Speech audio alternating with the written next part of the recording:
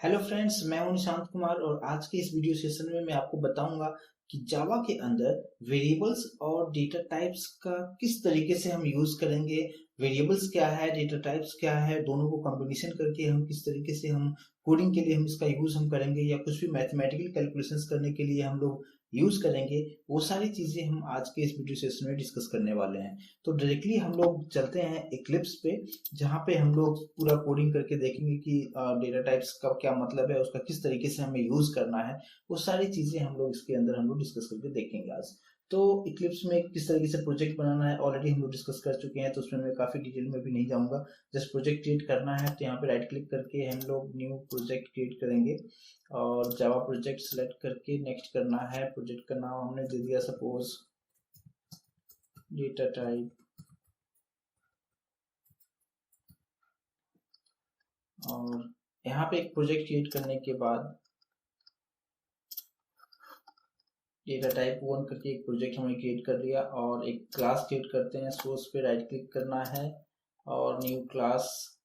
Package का नाम आप जो भी देना चाहे आप पैकेज का नाम दे सकते हैं इस तरीके से, और क्लास का नाम दे दिया मैंने माई क्लास। और इसमें मेन मेथड हमें चाहिए compulsory public static void main, और फिनिश बटन पे क्लिक करना है और यहाँ पे इस तरीके से हमारा मेन मेथड आ गया। तो जो भी कोडिंग करना है आपको मेन मेथड के अंदर में ही करना है। तो हमें समझना ये है सबसे पहले कि वेरिएबल होता क्या है। तो आप ये सिंपल सा आप समझिए कि वेरिएबल का मतलब क्या, कि अगर हमें किसी भी मैथमेटिकल ऑपरेशन को परफॉर्म करना हो तो हमें वहां पे वैल्यू लगता है। तो उस वैल्यू को कहाँ पे हम स्टोर करेंगे, तो स्टोर जो जिस लोकेशन पे स्टोर हम करेंगे उस लोकेशन का क्या नाम है उसी को हम वेरिएबल कहते हैं। सपोज इसको हम डिफाइन हम कैसे कर सकते हैं कि variable is use to store some values. Means यहाँ पे ये हो गया कि वेरिएबल को डिफाइन करने के लिए हम क्या लिख सकते हैं कि variable is use to store some values. Means किसी भी वैल्यू को स्टोर करना हो तो हम वेरिएबल का यूज हम करेंगे। मीन्स सपोज अगर लेट्स से अगर हमने लिखा यहाँ पे x इक्वल्स टू 10, तो यहाँ पे x जो है ये एक वेरिएबल हो गया, 10 इसकी वैल्यू है। मीन्स इस इक्वेशन में हम लोग क्या कर रहे हैं, 10 को x में असाइन कर रहे हैं या 10 को x में स्टोर कर रहे हैं। तो यहाँ पे x एक वेरिएबल हो गया जिसकी वैल्यू 10 है। लेकिन इस तरीके से नॉर्मल अगर आप मैथमेटिक्स में यूज आप कर सकते हैं, लेकिन प्रोग्रामिंग लैंग्वेज में आप जब भी इस तरीके से x इक्वल टू 10 आप डायरेक्टली यूज नहीं कर सकते हैं किसी भी प्रोग्रामिंग लैंग्वेज में। सपोज वो सी प्रोग्रामिंग हो या सी प्लस प्लस हो या जावा हो, आपको सबसे पहले बताना होगा कि आप जो ये वैल्यू स्टोर आप कर रहे हो, जो 10 वैल्यू स्टोर कर रहे हो x में, ये वैल्यू किस टाइप की वैल्यू है। मीन्स ये वैल्यू होल नंबर में है या डेसिबल में है या अल्फाबेट लेटर है, वर्ड है, सेंटेंस है। पहले आपको ये चीज डिक्लेयर करना पड़ेगा, उसके बाद ही आप जावा में उसका यूज आप कर सकते हैं। उस प्रोसेस को हम कहते हैं डिक्लेरेशन। तो वो सब सारी चीजें हम किस तरीके से करेंगे वो देखते हैं। सपोज हमने यहाँ पे मैंने ये बताया कि x की वैल्यू 10 है लेकिन इसका यूज हम डायरेक्टली नहीं कर सकते हैं, तो उसके लिए कंसेप्ट आ जाता है डेटा टाइप्स का। तो यहाँ पे एक कंसेप्ट आ जाता है हमारा डेटा टाइप्स के बारे में। तो डेटा टाइप्स का मतलब क्या मीन्स इसके जो नाम है इसी में इसका डेफिनेशन है। डेटा टाइप्स मीन्स क्या, कि किस टाइप का डेटा आप स्टोर करने वाले हो। मीन्स तो यहाँ पे जो डेटा टाइप्स का कंसेप्ट है इसके अलग अलग टाइप्स हैं। तो मैं अगर हम टाइप्स के बारे में मैं आपको बताऊं तो क्या सब है इसमें। डेटा टाइप्स एक्चुअली दो टाइप का होता है mainly, primitive data types and non primitive data types. Primitive data type का मतलब क्या होता है, प्रिमिटिव डेटा टाइप का मतलब क्या कि ये इनबिल्ट है, पहले से बनाया है, इनबिल्ट है, डिफॉल्ट पहले से सेट करके रखा गया है। और नॉन प्रिमिटिव का मतलब क्या है कि आप मैनुअली खुद से कुछ अपने आप से आप बना सकते हो। उस डेटा टाइप का कुछ नेमिंग आपको देना हो तो आप खुद से उसका कुछ नाम आप दे सकते हो। तो प्रिमिटिव मतलब डिफॉल्ट है, प्री डिफाइंड है, और ये यूजर डिफाइंड है, आप अपने अकॉर्डिंग नाम उसका कुछ भी आप दे सकते हो, तो उसको कहते हैं नॉन प्रिमिटिव। और जो डिफॉल्ट है उसको हम प्रिमिटिव डेटा टाइप कहेंगे। अब प्रिमिटिव में भी यहाँ पे चार अलग अलग टाइप के हो जाते हैं। सबसे पहले इंटीजर है, फ्लोटिंग पॉइंट है, कैरेक्टर है, बुलियन है। इंटीजर के अंदर में भी चार पार्ट आ जाता है, बाइट है, शॉर्ट है, इंटीजर है, लॉन्ग है। फ्लोटिंग पॉइंट का मतलब डेसिमल में आ जाता है, जिसमें फ्लोट है, डबल है, कैरेक्टर है। बुलियन में आ जाता है कि जो कि रिटर्न करता है ट्रू एंड फॉल्स में। और नॉन प्रिमिटिव में यहाँ पे हम लोग यूज करते हैं क्लासेस है, इंटरफेसेस, एरेज एंड स्ट्रिंग्स। और ये सब टॉपिक के बारे में हम आगे काफी डिटेल में हम लोग डिस्कस करने वाले हैं। बट अभी जो हम लोग डिस्कस हम करेंगे कि प्रिमिटिव डेटा टाइप्स में हम क्या सब जो यहाँ पे है इंटीजर, फ्लोट, डबल, ये सारी चीजें किस तरीके से यूज करना है, इसके बारे में हम काफी डिटेल में अभी डिस्कस करने वाले हैं। तो हम लोग फ्लिप करते हैं अपने इक्लिप्स पे, और सपोज मुझे यूज करना है x इक्वल्स टू 10। तो यहाँ पे मैंने जो डेटा टाइप्स का आपको टाइप्स बताया कि डेटा टाइप्स में क्या सब आएगा, तो सबसे पहला जो टाइप्स है यहाँ पे प्रिमिटिव के अंदर इंटीजर। अब इंटीजर का मतलब क्या होता है? इंटीजर मीन्स क्या कि अगर मैंने इंटीजर के बारे में बताऊं कि इंटीजर में हम किस टाइप की वैल्यू को स्टोर करेंगे। इंटीजर शॉर्ट में हम लोग यहाँ पे int लिखते हैं, इसको प्रोनाउंस हम करेंगे इंटीजर। तो यहाँ पे आप कुछ भी नंबर आप लिखो, लेकिन वो जो होना चाहिए वो कंप्लीट होल नंबर में होना चाहिए। इस तरीके से आप कुछ भी आप लिख सकते हैं। तो ये जो हो जाएगा, ये इंटीजर टाइप की डेटा टाइप्स हम बोल सकते हैं कि ये सब जो वैल्यू है 10, 12, 45, इस तरीके से कुछ भी वैल्यू रहेगा जिसमें डेसिमल नहीं होना चाहिए, तो सभी टाइप के वैल्यूज को हम कहेंगे क्या, ये इंटीजर टाइप की वैल्यू है। दूसरा जो टाइप आ जाता है वो आ जाता है फ्लोट टाइप का वैल्यू। फ्लोट में क्या होगा कि उसमें हम डेसिमल तो स्टोर कर सकते हैं, वो 6 तक जाएगा, मतलब डेसिमल के बाद आप अप टू 6 डिजिट तक आप उसमें स्टोर कर सकते हैं। डेसिमल के बाद जैसे मैंने यहाँ पे 2 3 3 3 3 हम मैंने 5 टाइम्स हमने यहाँ पे यूज कर दिया, तो डेसिमल के बाद 6 डिजिट यहाँ पे है। लेकिन जब भी आप फ्लोट की अगर हम बात करते हैं, जब डिक्लेरेशन हम करेंगे, तो यहाँ पे उसके बाद आपको f भी लिखना पड़ता है, जिसको हम सफिक्स कहते हैं, कि बाद में हमें ऐड करना पड़ता है, जिसको टाइप कास्ट भी हम कहते हैं। तो इस तरीके से हम फ्लोट का यूज हम करेंगे। तो किसी भी डेसिमल नंबर है और उसका यूज अगर आपको करना है तो उसको हम फ्लोट टाइप की कैटेगरीज में हम रखेंगे। तीसरा आ जाता है डबल। डबल में भी हम डेसिमल वाले को स्टोर करेंगे, लेकिन उसमें क्या रहेगा कि डेसिमल के बाद यहाँ पे ये अप टू 15 टू 16 में ये जाएगा। ये डेसिमल के बाद इसमें आपको अप टू 6 टू 7 रखना है, और इसमें आपको 14 टू 16 तक आप इसमें आप डेसिमल के बाद आप रख सकते हैं। यहाँ पे आपको जैसे मैंने यहाँ पे फ्लोट में बताया कि f को यूज करना है, यहाँ पे आपको d वगैरह कुछ यूज नहीं करना है, आप सिंपल आप इतना आप लिख सकते हैं। तो ये इंटीजर का मतलब क्या हो गया, जिसमें हमें सिर्फ होल नंबर को स्टोर करना हो उसको हम कहेंगे इंटीजर टाइप की वैल्यू है। और फ्लोट का मीन्स मतलब हो गया कि डेसिमल के बाद अप टू 6 तक ये डिजिट जाएगा, और डबल में अप टू 14 टू 16 इसमें हम स्टोर कर सकते हैं। और उसके बाद देखा जाता है कैरेक्टर, शॉर्ट में हम कैर लिखते हैं। कैरेक्टर में क्या हो जाएगा कि आप कुछ भी अल्फाबेट अगर आप लिखते हो, लेकिन यहाँ पे लिखने का जो तरीका है आपको सिंगल कोट में लिखना है। सिंगल कोट में आप जो कुछ भी लिखेंगे दैट बिकम्स कैरेक्टर। तो यहाँ पे मैंने इस तरीके से लिख दिया, हमने यहाँ पे बी लिख दिया, तो अल्फाबेट जो कुछ भी आप लिखते हो सब कुछ कैरेक्टर के अंदर में आएगा। तो ये हमारा डेटा टाइप्स का कंसेप्ट हो जाता है, जो मेनली हम यूज हम करते हैं और फ्रिक्वेंटली हम लोग यूज करते हैं इस सारी चीजों का। तो यहाँ पे ये तो क्लियर हो जाना चाहिए। अब यहाँ पे ये तो डेटा टाइप्स हो गया। अभी जो कुछ भी मैंने ये बताया, ये डेटा टाइप्स के बारे में मैंने बताया कि ये सब डेटा टाइप्स है जो हम यूज हम करने वाले हैं। लेकिन अब यहाँ पे जो मैंने बताया कि अगर मुझे यूज करना हो x इक्वल्स टू 10, तो x इक्वल्स टू 10 आप डायरेक्टली यूज नहीं कर सकते हो किसी भी प्रोग्रामिंग लैंग्वेज में। पहले आपको बताना पड़ेगा कि ये जो 10 है वो किस टाइप की वैल्यू है। तो अभी प्रोग्रामिंग के लैंग्वेज में किस टाइप की वैल्यू है, तो मैंने क्या बताया कि 10 जो है ये एक इंटीजर टाइप की वैल्यू है, मीन्स जिसमें डेसिमल नहीं है, मीन्स वो इंटीजर टाइप की वैल्यू है। तो इससे लिखने से पहले, मीन्स ये लाइन लिखने से पहले आपको पहले बताना पड़ेगा कि 10 किस टाइप की वैल्यू है। तो 10 यहाँ पे इंटीजर टाइप की वैल्यू, तो ये लाइन लिखने से पहले आपको यहाँ पे लिखना है इंटीजर। किसमें स्टोर किया हमने वैल्यू को, यानी ये जो 10 है इसको मैंने स्टोर किया है x में, तो हम लोग यहाँ पे x लिखेंगे। तो इस तरीके से मैं डिफरेंशिएशन कर देता हूँ इस तरीके से। हाँ, तो अब यहाँ पे क्या हो गया कि इंटीजर x और फिर x इक्वल्स टू 10।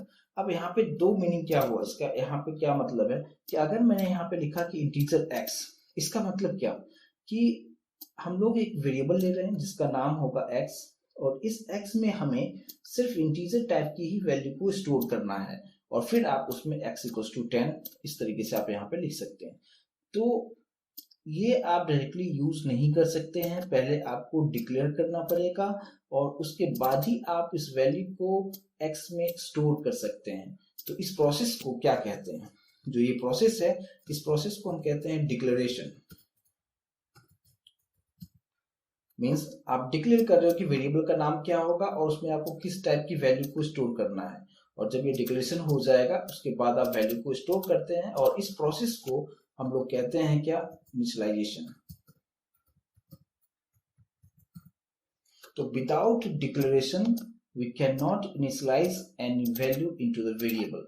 तो इतना आपको ख्याल रखना है, यानी कोई भी वेरिएबल यूज करना हो तो आपको सबसे पहले उसका डिक्लेरेशन करो कि आप उस वेरिएबल में किस टाइप की वैल्यू को स्टोर करते हो आप, और फिर आप उसमें उस टाइप की वैल्यू को आप स्टोर करते हैं।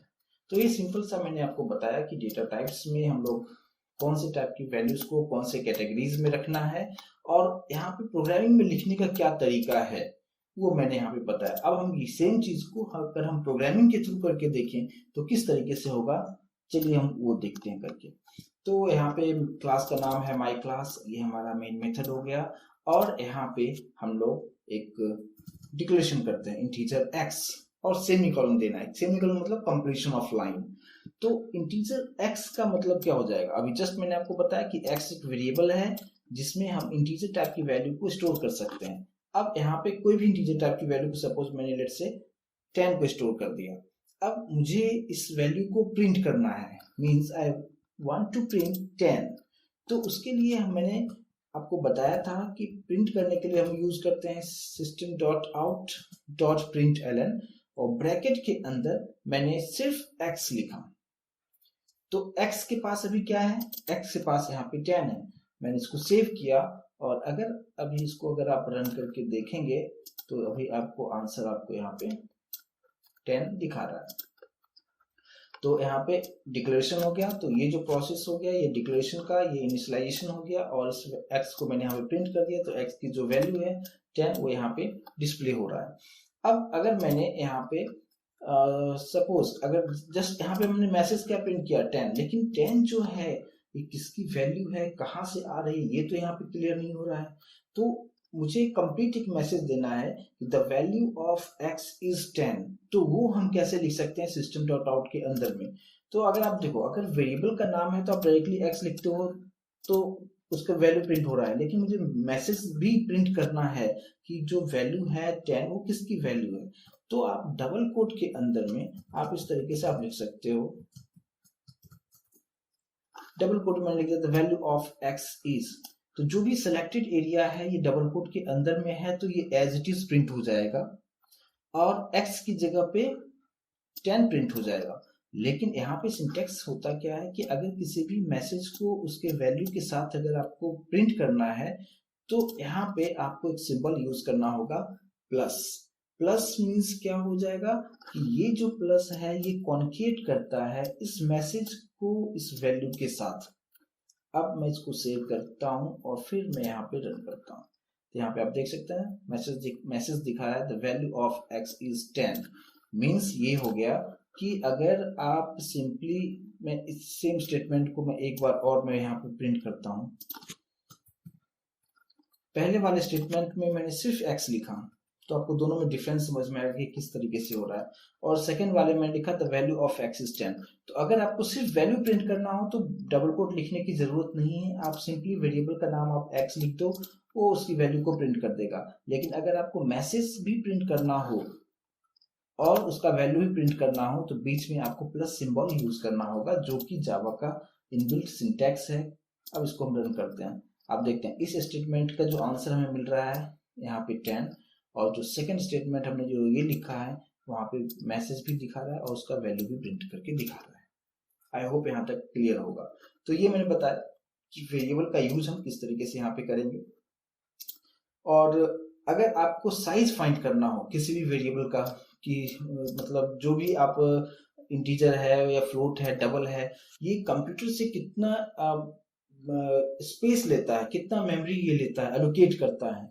तो यहाँ पे मैंने कुछ वेरिएबल डिक्लेरेशन नहीं किया, डायरेक्टली मैंने सिस्टम डॉट आउट के अंदर में अगर सपोज आपने कोई डिक्लेयर किया इंटीजर, तो इंटीजर x अगर हमने लिखा तो कंप्यूटर से वो कितना बिट मेमोरी लेगा तो अगर वो फाइंड करना हो, सपोज मुझे देखना है इंटीजर जो है कंप्यूटर से कितना स्पेस ले रहा है, यानी उसका साइज क्या है, तो हमने यहाँ पे लिख दिया। यहाँ पे आपको पूरा लिखना होगा इंटीजर डॉट साइज, सेव कीजिए और इसको मैं रन करते हैं। यहाँ पे आप देख सकते हैं 32। तो आप डायरेक्टली फाइंड कर सकते हैं कि जो भी इंटीजर है उसका साइज कितना होगा। उसका साइज यहाँ पे 32 है। अगर मुझे फाइंड करना हो कि फ्लोट का कितना होगा, मैंने यहाँ पे लिखा फ्लोट डॉट साइज, आप रन कीजिए, इसका 32 है। मैंने यहाँ पे लिखा डबल के लिए अगर मुझे फाइंड करना हो कि डबल का कितना होगा, रन किया, इसका 64 है। तो इस तरीके से आप जिसकी जो भी डेटा टाइप्स है उसका अगर साइज फाइंड करना हो तो डेटा टाइप का नाम डॉट साइज आपको लिखना है। तो ये इनबिल्ट कीवर्ड है जिसके हेल्प से आपको डायरेक्टली उसका साइज आपको बताता है कि वो कितना स्पेस वो ले रहा है। ठीक है, तो यहाँ पे ये हो गया कि डेटा टाइप्स इंटीजर है, फ्लोट है, डबल है, कैरेक्टर है, ये सब कुछ है। और उसका साइज अगर फाइंड करना हो तो हम किस तरीके से साइज हम फाइंड कर सकते हैं। तो ये मैंने आपको सिंपली कंसेप्ट बताया कि डेटा टाइप्स का यूज हम वेरिएबल के साथ डिक्लेरेशन के करने के लिए हम किस तरीके से करेंगे। तो इसके लिए ये हम यहाँ पे हो गया। लेकिन अगर हम बात करते हैं फ्लोट का, सपोज हमने यहाँ पे डिक्लेरेशन किया फ्लोट, फ्लोट x, और इस x में हमने स्टोर कर दिया इस तरीके से। और अगर सपोज अगर यहाँ पे मैंने सेमीकोलन दे दिया, आप देख सकते हैं यहाँ पे ये कंपाइल टाइम एरर दिखा रहा है। ये जो आपको कोडेड यहाँ पे दिख रहा है, मतलब ये कंपाइल टाइम एरर दिखा रहा है। मतलब क्या कि मैंने आपको बताया था कि फ्लोट का डिक्लेरेशन आप जब भी करते हो तो सफिक्स में यानी इसके लास्ट में आपको f और ऐड करना यहाँ पे पड़ेगा। f मींस फ्लोट, ये इसको टाइप कास्ट हम कहते हैं। तो ये f जो है आप कैपिटल में भी लिख सकते हो, आप ये स्मॉल में भी लिख सकते हो, दोनों में भी चलता है, कोई इशू नहीं है। अगर हम इसको प्रिंट करके देखें, मैंने यहाँ पे x को मैं प्रिंट कर रहा हूँ और अभी आप रन करते हो, आप यहाँ पे आप देख सकते हैं कि पूरा कंप्लीटली दिखा रहा है हमें। ठीक है, अगर इसी को अगर मुझे प्रिंट करना है डबल में, यहाँ पे मैंने डबल लिख दिया। अब मैं यहाँ पे f लिखने की जरूरत नहीं है, और अगर आप इसको आप रन करते हैं आपको इस तरीके से दिखा रहा है। तो इसमें आप मैक्सिमम आप जहाँ तक लेना चाहो आप ले सकते हो। और आपको ये सेव नहीं किया, इसको सेव करते हैं और फिर आप रन करते हैं, आप देख सकते हैं यहाँ पे।